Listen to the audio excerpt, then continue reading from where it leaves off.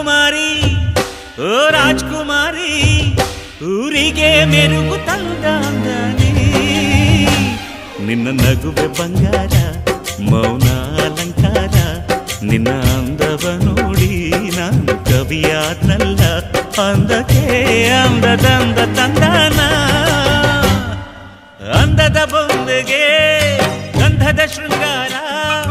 ಚಂದದ ಬೊಂಬೆಗೆ